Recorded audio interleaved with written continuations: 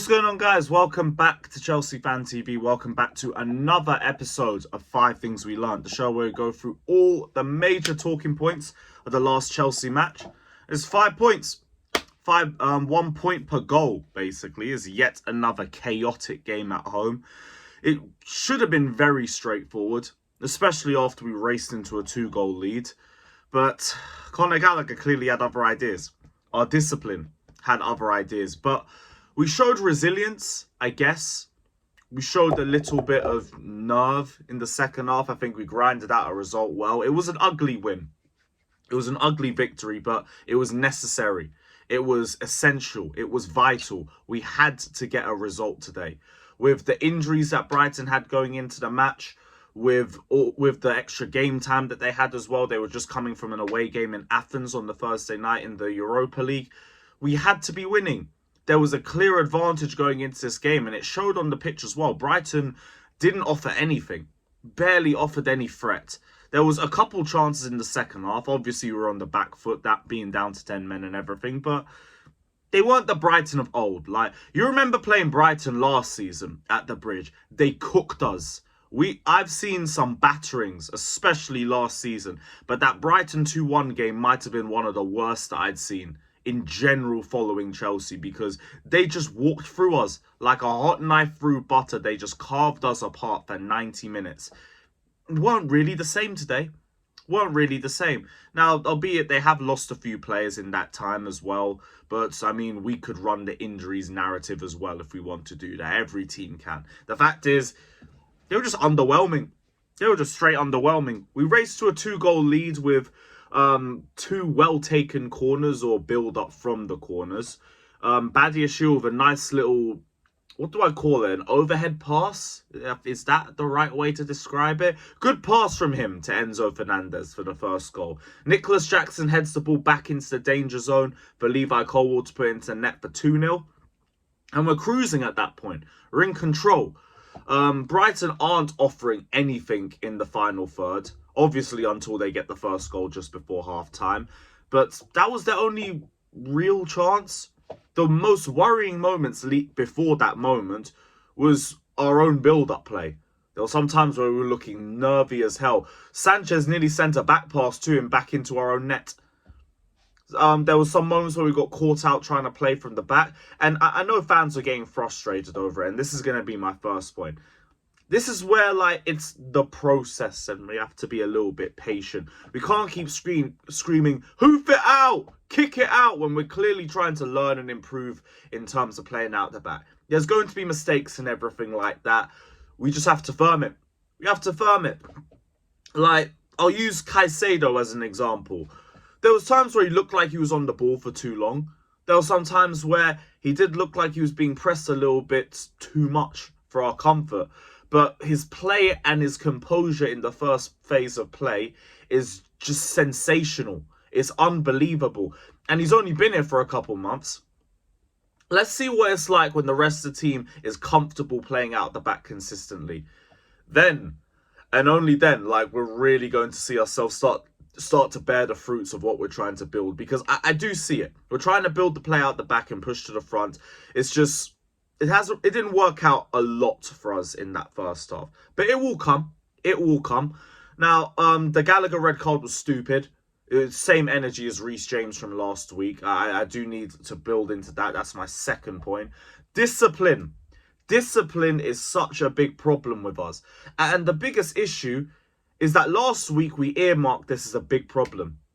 Pochettino brought this up. A lot of pundits criticising Chelsea brought up discipline as a big issue for us. We have the most red cards in the league. Not red cards. We have the most yellow cards in the league, despite dominating possession in nearly every game. Do you know how ridiculous that is? That is a crazy stat. Discipline needs to improve. And the fact that we said that this was a big problem, and then Conor Gallagher goes and gives away 2 cheap fouls in a very comfortable position, it's not good enough. And he needs to do better himself, because he's the first player to get 2 yellow cards in the first half since Conor Gallagher. Last year against Leicester City, I don't know if you guys remember, it's the exact same thing. The guy's too rash. He's got the most fouls committed in the league. by a mile. Needs to be doing better. It's not every day just run around like some XL bully trying to clamp anybody on the ball. You need controlled aggression. When I talk about controlled aggression, I talk about N'Golo Kante. I talk about Antonio Rudiger. These players would clamp a guy down for fun. Pause. But they would get the ball every time. Every time. Gallagher, he needs to improve on that remark. Now, obviously, give him time and everything. All of that. I agree with that. But the discipline as a whole needs to be a lot better. Needs to be a lot better. We give away silly yellow cards nearly every game. We've got Enzo and Sterling, 1 yellow away from suspension. Caicedo, Palmer, even Ben Chilwell, even though we've barely seen him this season, he's on 3 yellow cards. Poch is on 3 yellow cards. Jackson is on 6 or 7. He's top of the league for yellow cards. We need to be better at this, man. Like, I'm annoyed at it to a point. And it's only a point because last season we had a bunch of bitches at the club. People who didn't care about the club or where we were at. And as soon as the game's done, they don't care about the club anymore. They're going home and they're doing a Twitch stream and they're playing Fortnite or they're cuddling their dogs or some bullshit like that. And we got players that actually care about the club. Thank the Lord. But control it. Just control it. That's all I need. Control. Next point. Robert Sanchez. Good saves. Like, there's positives and negatives to be taken from his performance. I thought there was a lot of good shot stopping from him. The distribution, though. The playing out the back. Still doesn't seem that comfortable with it. There was some dodgy long passing. The second half, I said in my vlog, he moved like he was beefing the East Stand. The amount of times he was hitting the ball there. It was crazy.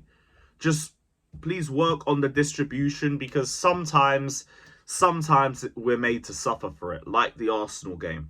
And when that back pass nearly went into the back of the net, I was thinking, this is just Robert Sanchez whenever we go 2 goals up, isn't it? Let's not do this. Let's not do this, please. Let's improve the distribution because the shot stopping is there. He's dominant in the air. Just let's improve playing out the back. That's something we need to improve on. Last point. That the tough run of games is over. It's over. And I know we go to Manchester United next. I don't care. United are in free fall. If we can't beat United right now, we are never, ever going to beat Manchester United. We need to be seriously going there and getting a result. We need to be going there and dominating. It's as simple as that. No ifs, no buts, no maybes. Go there and get 3 points. After Man United, we go to Everton, Sheffield United at home, Wolves away, Palace at home, Luton away. That is a very good run of fixtures. Now, we messed up the first good run, the start of the season, the easiest start of the season statistically out of everybody in the Premier League. Now, we have a few more months under Poch.